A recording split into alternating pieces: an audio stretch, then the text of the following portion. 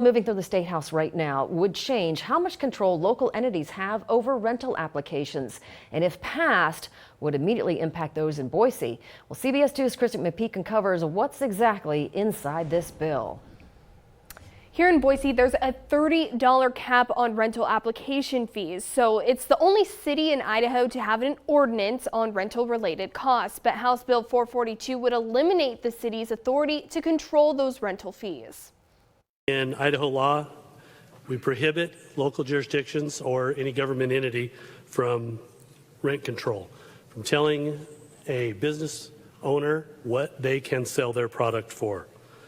All this bill does is continue clarification of that by adding in fees and deposits.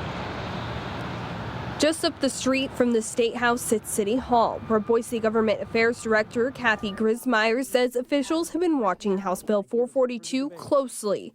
If passed, the bill would eliminate a rental ordinance that went into effect in 2019. With renters and constituents that were reaching out and saying, these fees are becoming really high, folks paying $50, $60, $100 per rental unit they were applying for. Also knowing that those apartments, the rental market is so tight in Boise right now, you might have a unit that goes up and you get 50 applicants in, but really only 1 or 2 units available. And so city council members placed a $30 application fee cap, which they say is enough to cover background check costs. We are not hearing a lot of pushback from property owners or landlords in regards to the fee that's been set for our rental ordinance. And so we're pretty surprised that now we're seeing state legislation to preempt it.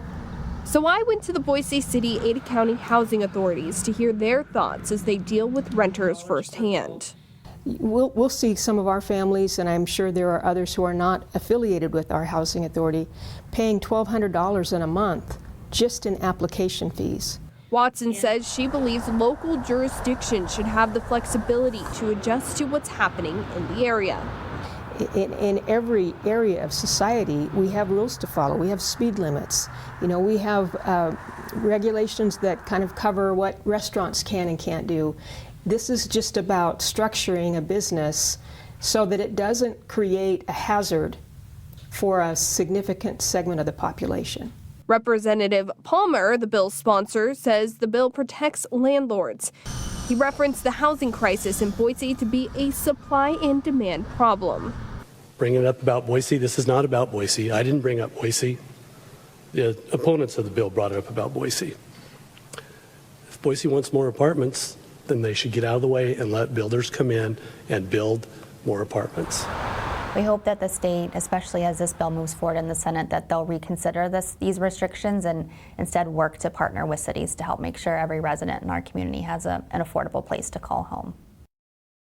Now, the bill still needs to go through the Senate after passing through the House. If it does pass the Senate, it will head to the governor's desk. Live in Boise, Kristen McPeak, CBS 2 News.